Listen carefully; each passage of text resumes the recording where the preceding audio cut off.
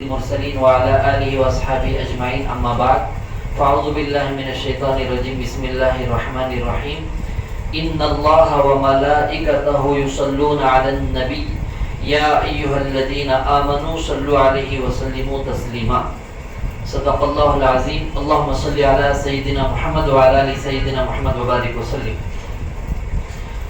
گزشتہ اتوار میں ہم نے کہا تھا انشاءاللہ آنے والے مجلس میں مختصر بہت آسان طریقہ وہ بتائیں گے جو ہمارے آقا صلی اللہ علیہ وسلم کی خواب میں زیارت کرنے کے جو لوگ تمنا کرتے ہیں چاہتے ہیں تو وہ بہت زیادہ الحمدللہ اکابر مشائخ اللہ والوں کے عمل اور تجربے سے یہ احادیث کی کتابوں میں بھی دوسرے کتابوں میں منقول ہے انشاءاللہ اسے مختصر ہمیں بتائیں گے. دنیا کا کون سا ایسا شخص ہے جو آقا صلی اللہ علیہ وسلم کو دیکھنا پسند نہیں کرتا ہے؟ ہر شخص یہاں تک کہ غیر لوگ بھی نبی کی تعریف کرنے پر مجبور ہیں.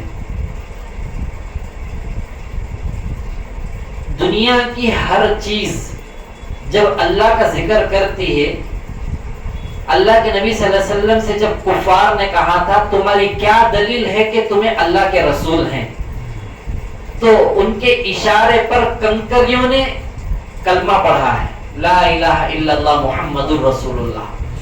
مکے مدینے کے رہنے والے کنکر پتھر وغیرہ درخت وغیرہ کلمہ پڑھ کر سنا دیا تھا کہ یہ اللہ کا رسول ہے، یہ اللہ کا نبی ہے.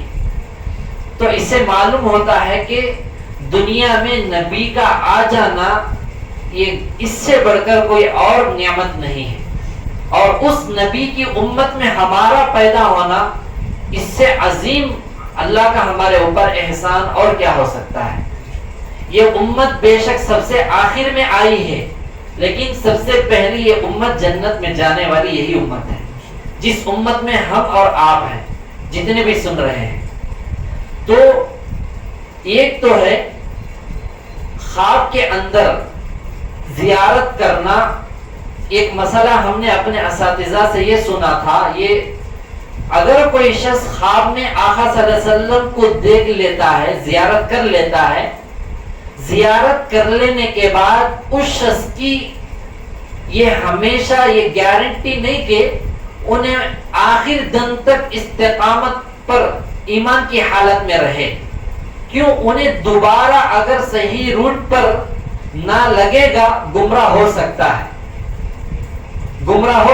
ہے، اور اس کا ایمان خطرے میں پڑ سکتا ہے. اگر کوئی دلیل پوچھے، خواب میں ایک مرتبہ اگر کوئی زیارت کر لیتا ہے فضیلت اپنی جگہ ہے، لیکن اگر انہیں سنت کے شریعت کے راستے کو نہیں تھامے گا انہیں ضرور گمراہ ہونے کا امکان ہے. اس سے بڑی دلیل کیا ہو سکتی ہے؟ ابو جہل، ابو لہب، ابو طالب، کیسے کفار مشرک آقا صلی اللہ علیہ وسلم کی موجودگی میں تھے، لیکن ان کو ایمان کی دولت نصیب نہیں. ان کی صحبت بھی پائے، ان کی موجودگی میں رہتے ہوئے جب وہ ایمان سے خالی ہاتھ رہ گئے تو اس شخص کی کیا گارنٹی ہے جو خواب میں زیارت کر لے اور نماز چھوڑ دے، گناہوں کو نہ چھوڑے اور سنتوں کی پابندی نہ کرے، اس کی گارنٹی نہیں ہے. اس لیے فرمایا جو زیارت کر لیتے ہیں ان کے لیے اور زیادہ اپنے آپ کو چوکنا ہو کر شریعت کو فالو کرنا پڑے گا، سنتوں کو اپنے اندر لانا پڑے گا. ایسا نہیں کہ مجھے زیارت ہو گئی ہے چلو میں ایسا ہی رہوں. ہاں یہ بات بھی ہے، یہ اٹل فیصلہ ہے. شیطان جو ہے ہر اللہ والوں کی شکل میں آ سکتا ہے لیکن نبی کی شکل میں ہرگز نہیں آ سکتا ہے. ابھی اعتکاف میں ہم نے ایک مفتی صاحب سے سنا شیطان اللہ کی شکل بھی اختیار کر کے خواب میں آ کر دھوکہ دے سکتا ہے لیکن نبی کی شکل اختیار نہیں کر سکتا ہے. لیکن اللہ کی شکل تو شکل ہی نہیں ہے. اللہ کی مثال دینے کے لیے بتائے ہیں تو شیطان کو اللہ اتنا زیادہ اختیار دیے ہیں لیکن نبی کی شکل اختیار کرنے کی اسے گنجائش نہیں ہے. اگر کوئی خواب میں نبی کو دیکھا، وہ نبی ہی کو دیکھا ہے۔ ہاں، کیسے پتا چلے گا کہ وہ نبی کو دیکھا ہے؟ 100% اس وقت میں، دیکھنے کے وقت میں انہیں یہ خیال خود ہی سے نہیں گھڑے گا، باقاعدہ یقین کے ساتھ یہ واضح ہو جائے گا یہ تیرے نبی ہیں۔ یا تو ایسا ہوگا کہ سوال ہوگا تم کون ہو، وہ کہیں گے میں تمہارا نبی ہوں۔ یہ اللہ کا نظام ہے۔ ہاں، یہ بات بھی موجود ہے، کسی کو اللہ کے نبی صلی اللہ علیہ وسلم کسی اللہ والوں کی شکل میں، ملتی جلتی شکل میں بھی نظر آتے ہیں، لیکن واضح ہو جاتا ہے اور وہاں پر اشارہ ہوتا ہے یہ تیرے نبی ہیں، یہ تمہارے نبی ہیں۔ بہرحال تو مختصر ایک چھوٹے سے 2 اعمال ہیں۔ یہ جو ہے حضرت علامہ سخاوی رحمت اللہ علیہ نے قول بدی میں خود حضور اقدس صلی اللہ علیہ وسلم کا یہ ارشاد نقل کیا ہے۔ یہ جو عمل جو آ رہا ہے، یہ جو حدیث آ رہی ہے، علامہ سخاوی رحمت اللہ علیہ بہت بڑے ایک ہستی گزرے ہیں۔ انہوں قول بدی میں ایک کتاب ہے، اس کے اندر یہ نقل کرتے ہیں، اللہ کے نبی صلی اللہ علیہ وسلم کا ارشاد نقل فرماتے ہیں، من صلی علی روح محمد فی الارواح وعلى جسده في الاجساد وعلى قبره في القبور۔ فرمایا جو شخص روح محمد پر صلی اللہ علیہ وسلم، روح محمد صلی اللہ علیہ وسلم پر ارواح میں، اور آپ صلی اللہ علیہ وسلم کے جسد اطہر پر یعنی جسم پر، بدنوں میں، اور آپ صلی اللہ علیہ وسلم کی قبر مبارک پر، قبروں میں درود بھیجے گا، وہ مجھے خواب میں دیکھے گا۔ یعنی ایک تو ہمارے آقا پورے ارواحوں میں سے جتنے ارواح ہیں اللہ والوں کی، تابعین کی، تبع تابعین کی، صحابہ کی، انبیاء کے جو گزرے ہیں، تمام ارواح میں سے، روحوں میں سے نبی کے روح پر، اور پورے جسموں میں سے جسم اطہر آقا صلی اللہ علیہ وسلم کے جسم پر، اور اس کے ساتھ ساتھ پورے قبروں میں سے آقا صلی اللہ علیہ وسلم کی قبر اطہر پر درود جو بھیجے گا انہیں مجھے ضرور خواب میں دیکھے گا۔ فرمایا اور جو مجھے خواب میں دیکھے گا وہ قیامت میں دیکھے گا۔ جو خواب میں مجھے دیکھے گا وہ شخص مجھے قیامت کے دن دیکھے گا، اور جو مجھے قیامت میں دیکھے گا میں اس کی سفارش کروں گا۔ پھر آگے فرمایا اور جس کی میں سفارش کروں گا وہ میرے حوض سے پانی پیے گا۔ پھر آگے فرمایا اور اللہ جل شانہ اس کے بدن کو جہنم پر حرام فرما دیں گے۔ اس سے اور کیا ہو سکتا ہے؟ اتنی پیاری پیشن گوئی ہے، خوشخبری ہے، بشارت ہے، اور کیا ہو سکتا ہے؟ اب یہ سننے کے بعد ہر شخص یہ رش کرے گا، یہ فکر کرے گا کہ کاش مجھے بھی زیارت ہو جائے۔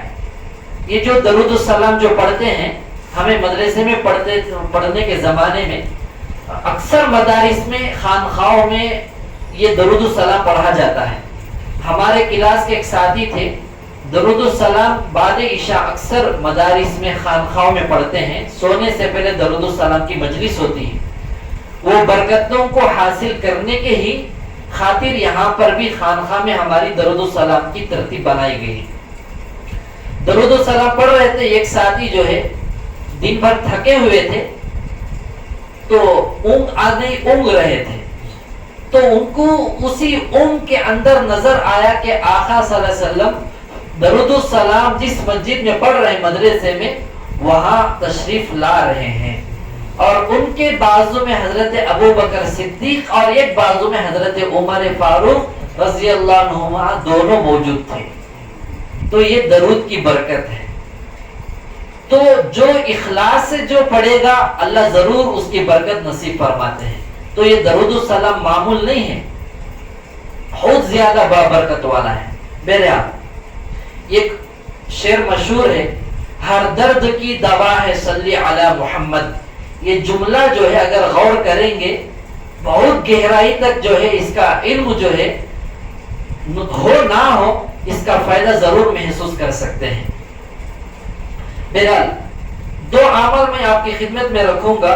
انشاءاللہ آپ لوگوں میں سے جو اس پر عمل کریں گے ضرور انشاءاللہ آقا صلی اللہ علیہ وسلم کی زیارت نصیب ہوگی. پہلا عمل جو ہے حضرت مولانا اشرف علی تھانوی رحمۃ اللہ علیہ جو ہے ایک کتاب میں تحریر فرماتے ہیں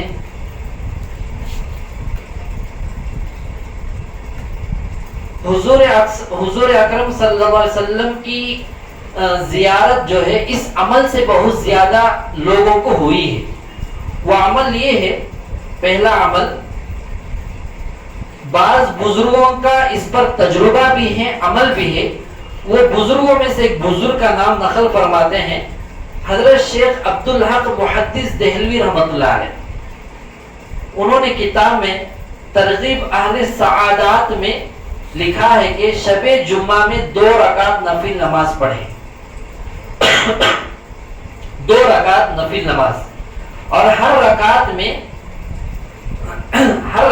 میں سورہ فاتحہ کے بعد 11 بار آیت الکرسی اور 11 بار قل هو اللہ احد کا سورہ پڑھنا ہے.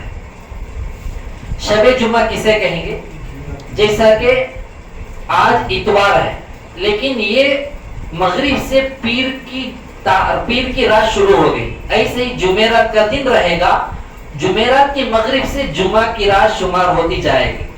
تو اس رات میں 2 رکعت نفل پڑھنا ہے، اور پڑھنے کے بعد پہلی رکعت میں سورہ فاتحہ کے بعد 11 مرتبہ آیت الکرسی پڑھنا ہے، اور 11 مرتبہ قل هو اللہ احد کا سورہ پڑھنا ہے. پہلی رکعت میں بھی دوسری رکعت میں بھی یہی عمل کرنا ہے.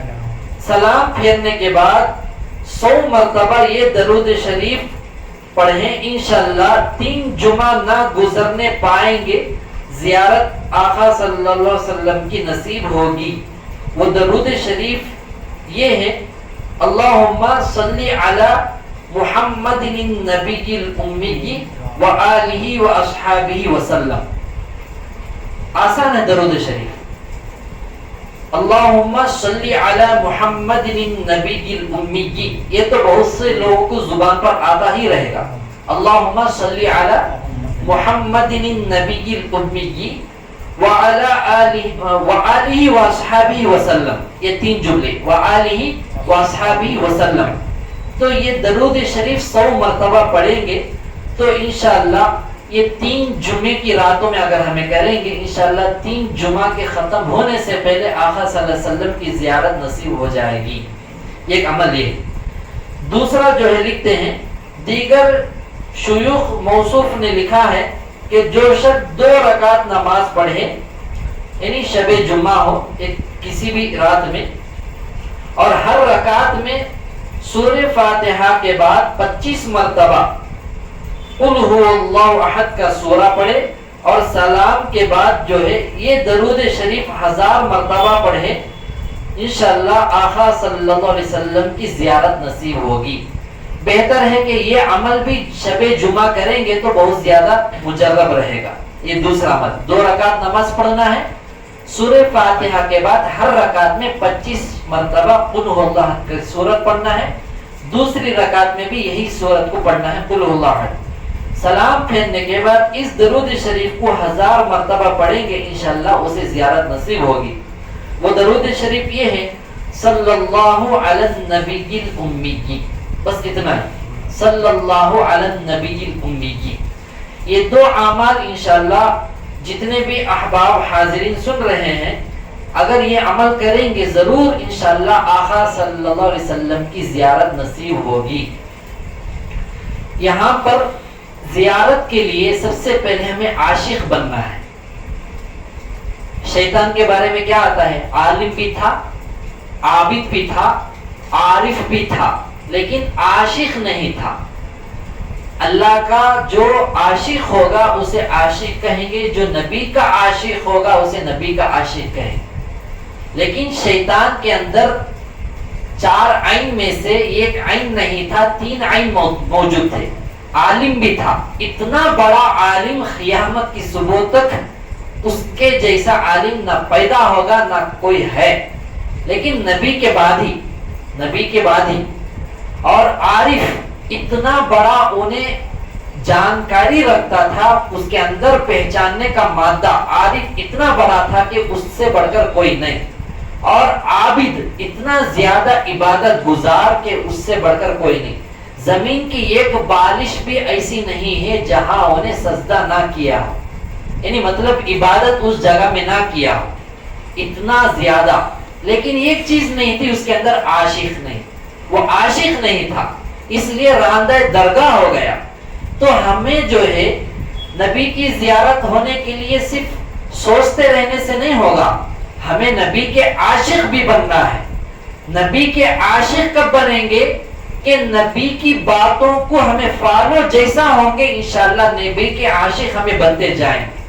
ہر عمل میں ہمیں سنت کا استحضار کرتے ہوئے زندگی گزارنا ہے، ہر معاملے میں ایسا نہیں کہ سنتوں پر عمل کریں لیکن لیوا دیوی غلط ہے، بیکار ہے، سنتوں پر عمل کریں لیکن سودی لین دین ہے، بیکار ہے، سنتوں پر دین پر سب عمل کر رہے ہیں لیکن کسی کا حق دبائے ہوئے ہیں، بیکار ہے، ہر چیز پر عمل کر رہے ہیں لیکن کسی پر ظلم کر رہے ہیں، بیکار ہے، غیبتیں کر رہے ہیں، چغلی کر رہے ہیں، دل میں نفاق ہے، حسد ہے، کینہ ہے، بغض ہے، یہ سارے چیزیں جو ہیں اسے روک دیں گے۔ اس لیے ہمیں سچے عاشق رسول بننا ہے تو مکمل ہمیں سنتوں کو اور شریعت کو مکمل مضبوطی سے پکڑنا ہے، پکڑیں گے نا۔ خانخواہ ایسی جگہ ہے جہاں سچا عاشق رسول بنانے کا طریقہ بتایا جاتا ہے اور اس طریقے پر اسے لایا جاتا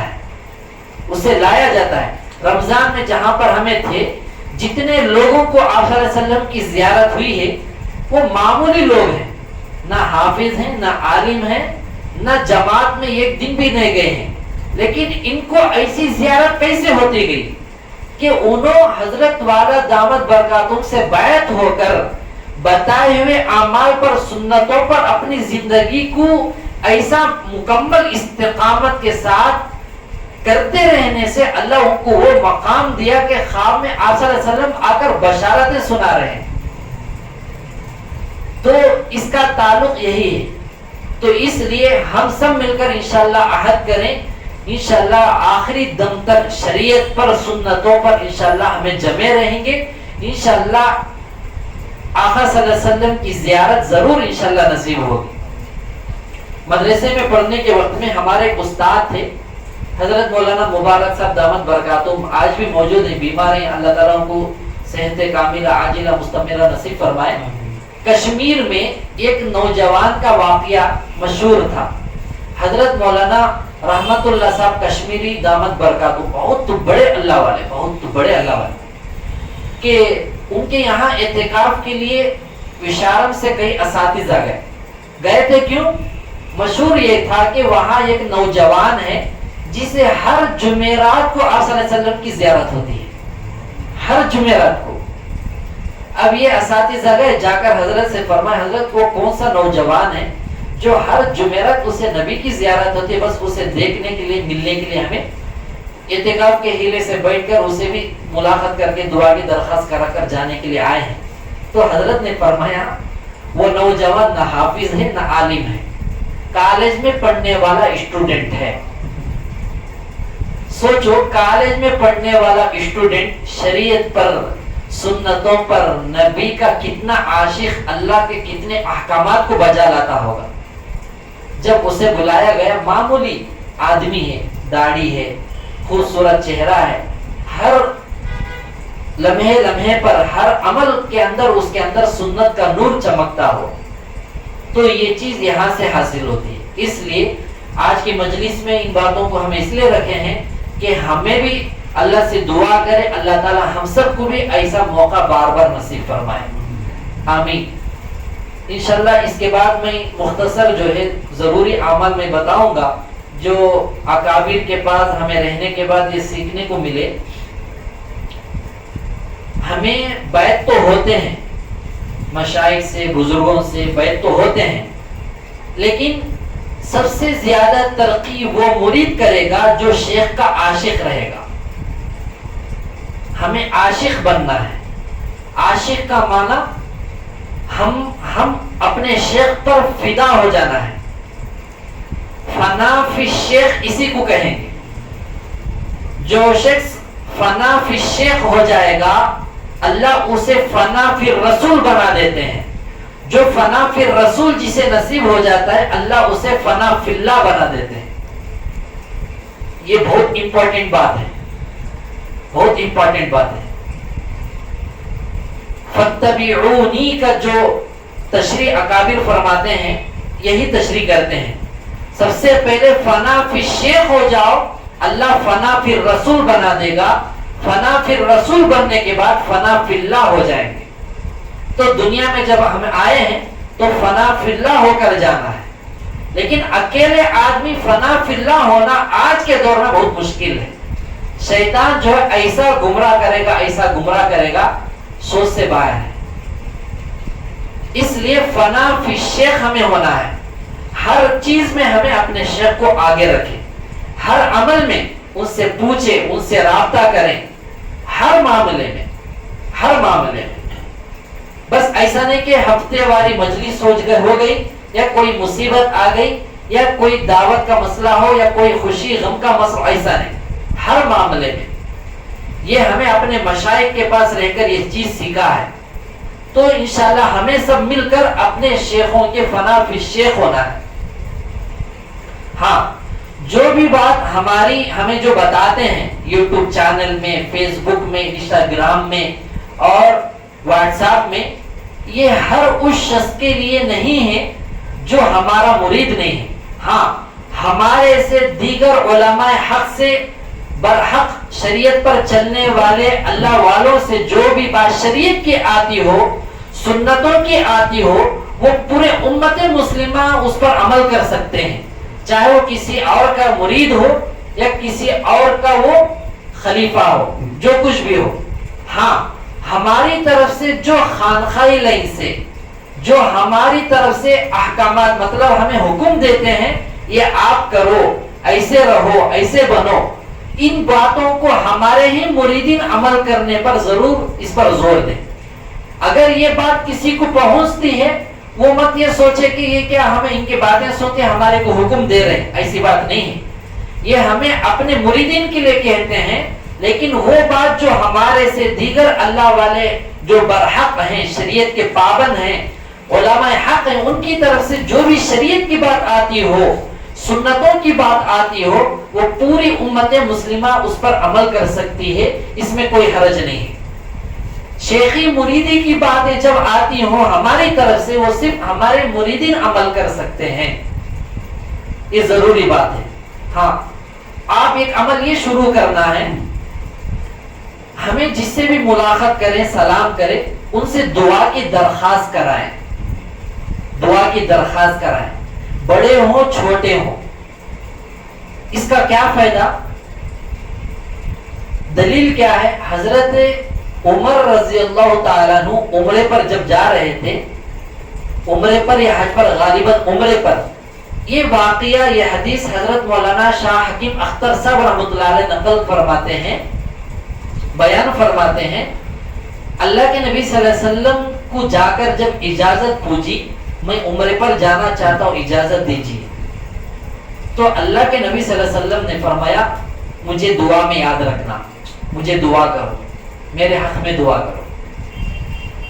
نبی جو بخشا یا بخشا ہے, اللہ کے بعد جس کا مقام ہے, قرآن جس کے سینے پر اللہ تعالیٰ اتارا ہے, نماز کو اتارا ہے, پورے دین کو اتارا ہے, ایسا نبی اپنے ایک خلیفہ پر, اپنے ایک نائب پر, ایک اپنے صحابی کے پاس دعا کی درخواست کر رہا ہے.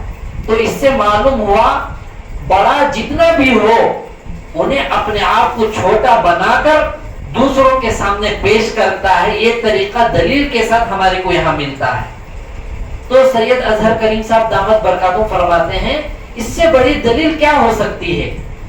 نبی جو ہے ایک صحابی سے دعا کی درخواست کرا رہے ہیں, اپنی دعا میں یاد رکھنا.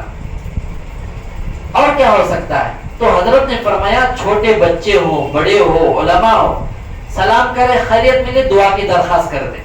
وہ دعا کرتے نہیں کرتے ہیں, بس ہمیں یہ عمل کرنا ہے. اس سے عاجزی آئے گی, اس سے محبتیں پیدا ہوں گی. من تواضع للہ رفع درجتہ, جو اللہ کے لیے اپنے آپ کو چھوٹا بنا کر پیش کرے گا, عاجز و انکساری اپنائے گا, اللہ رفع درجتہ, اللہ اس کے درجات کو بلند کر دیتے ہیں. اب دوسرا واقعہ دیکھیں, حضرت اویس قرنی رحمۃ اللہ علیہ کے بارے میں حضرت عمر رضی اللہ تعالیٰ عنہ سے فرمایا, اے عمر, اگر تمہارے کو اویس قرنی کی ملاقات ہو جائے, ان سے جو ہے اپنی مغفرت کے لیے دعا کرا لینا. اگر میرے بعد اگر کوئی نبی ہوتا وہ عمر ہوتا, فرمایا. اللہ کے نبی نے حدیث میں ہے, جس عمر کے جملے, ایک ایک جملہ جو نکلتا تھا 10-20 جملوں پر اللہ آیتوں کو اتار دیا ہے, احکامات کو اتار دیا ہے. ایسے عمر سے, ایسے صحابی سے اللہ کے نبی صلی اللہ علیہ وسلم فرماتے ہیں, اویس قرنی سے جب ملاقات کا موقع مل جائے اپنی مغفرت کے لیے دعا کرانا. تو خانقاہوں میں یہی چیز پر زور دیا جاتا ہے. جب سفر ہوا ملک شام کا, اویس قرنی رحمۃ اللہ جب وہاں آئے تھے اس قافلے کے ساتھ, غالباً یمنی قافلہ کوئی تھا, تو اس قافلے میں اویس قرنی رحمۃ اللہ علیہ موجود تھے. وہ تابعی ہیں, بہت بڑے تابعی ہیں.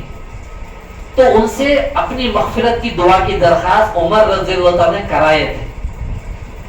تو خانقاہوں میں یہی چیزوں پر زور دیا جاتا ہے. اس لیے خانقاہوں میں گھمنڈ, تکبر, انانیت نہیں ہوتی ہے. لیکن دیگر دین کے شعبوں میں اگر ایسے طریقوں کو اپنائیں گے انشاءاللہ جھگڑے سب ختم ہو جائیں گے. جھگڑے وہیں پہ آتے ہیں, سیٹ مجھے ہونا ہے, مجھے عہدہ ہونا ہے, مجھے بڑا ماننا ہے, مجھے امیر ماننا ہے, مجھے جو ہے محتمم ماننا ہے, مجھے جو ہے استاد ماننا ہے, مجھے سب کا ہیڈ, سب سے بڑا میرا سر اونچا رہے. کس کا جتنا بڑا بھی سر اونچا رہے گا قیامت کے دن جو ہے مؤذن کے علاوہ کسی کی گردن اونچی نہیں رہے گی. کسی کی گردن اونچی نہیں رہے گی قیامت کے دن, مؤذن حضرات کی رہے گی. تو آپ لوگ آج کی مجلس میں جتنے بھی سن رہے ہیں, جو ہمارے سے جو خاص کر تعلق رکھنے والے بیعت ہیں, ان کے لیے حکم ہے کہ جس سے بھی ملاقات کرو سلام پہلے, السلام قبل الکلام, سلام کرو, دعا کی درخواست کر دو. دعا کی درخواست کریں گے نا. ہاں, اگر کوئی ہمارے سے تعلق نہیں رکھنے والے بیعت نہ ہو کر سن رہے ہیں, ان کے لیے اس شریعت پر عمل کرنے کے لیے کوئی رکاوٹ نہیں, کوئی عیب نہیں ہے. عمل کرنا ہو کر سکتے ہیں, کوئی حرج نہیں. دعا کرے کہ اللہ تعالیٰ جتنی بھی باتیں بتائی گئی اللہ تعالیٰ کہنے والے کو اور سننے والوں کو اس پر ضرور 100% عمل کی توفیق نصیب فرمائے. آمین. وآخر دعوانا الحمدللہ رب العالمین. انشاءاللہ ذکر بھی کر لیں گے اور دعا بھی